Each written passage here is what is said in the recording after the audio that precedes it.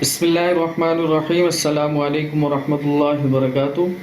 Viewers, welcome to our Arabic course for beginners. Today's our topic is interrogative words. Adawatul istifham. In Arabic you say adawatul istifham, and in English you can say question words. And in Urdu, hurufe istifhamiya, sualiya alfaz. So let's begin. So first word is what.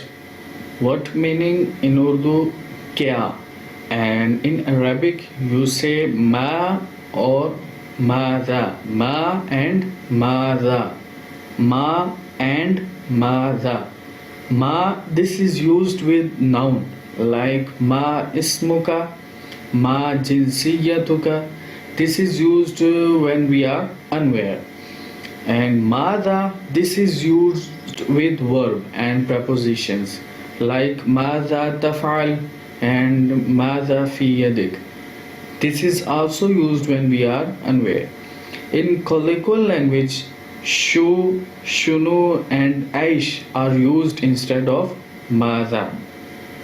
मा ये इसम के साथ इस्तेमाल किया जाता है, जैसे मा इस्मु का, मा जिनसियतु का।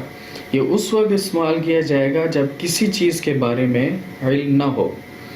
और माज़ा ये फ़ेल और हरूफ जारा के साथ इस्तेमाल किया जाता है, जैसे माज़ा तफ़अल और माज़ा फ़ी यदिक। यह भी उस वक्त इस्तेमाल किया जाता है जब किसी चीज़ के बारे में इल्म ना हो। आम ज़ुबान में मा और माज़ा की जगह शु, शुनु, ऐश का इस्तेमाल किया जाता है। So the second one is, am, are, do, does, did, will, shall, have, has, had, can, could. For these words in Arabic we use hal or a. Hal or a.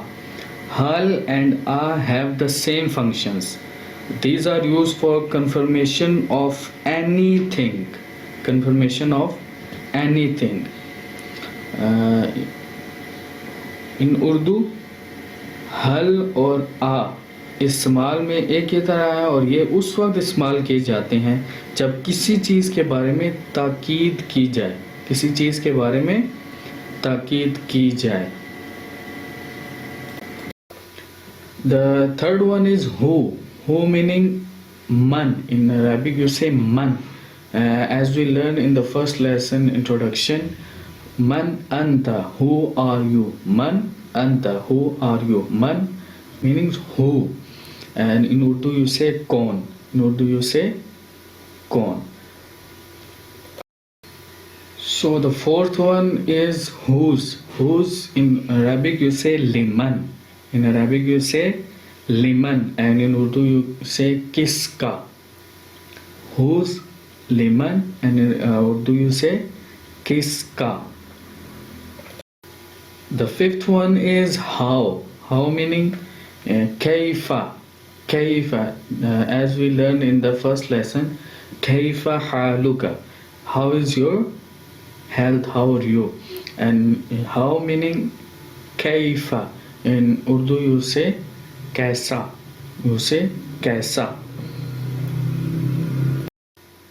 The sixth one is where. Where meaning in Arabic aina. Where meaning in Arabic aina. In Urdu you say kahan. And as you say, where is your house? Where is your pen? And in Arabic you say aina baytuka. Where is your house? Aina baytuka. Where is your pen? Aina qalamuka. Aina mean where. Aina mean where. The seventh one is why. Why means limadha. Limadha. In Urdu you say kyun. As you say, why are you happy? Limadha anta farhan. Why are you at home? Limadha anta fil bayt. Limadha. And limadha meaning why. The eighth one is when. When meaning mata. Mata. Mata in Arabic mata. And in Urdu you say kab. You can say when are you going, when are you coming. In Arabic you say mata tadhhab, when are you going, mata tadhhab, when are you coming, mata taji'u, mata taji'u, mata taji'u. The ninth one is which, meaning ayyu. In Urdu you say kaun sa, in Urdu you say kaun sa, and you say which is your book. In Arabic you say ayyu kitabuk, ayyu kitabuk. Which is your house, ayyu baytuka, ayyu baytuka. The 10th one is how much or how many.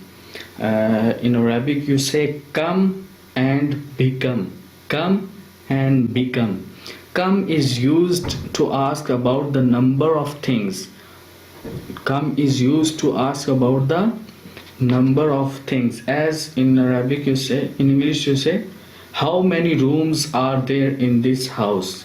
And in Arabic, kam ghurfatan fi hadal bayt, kam ghurfatan fi hadal bayt.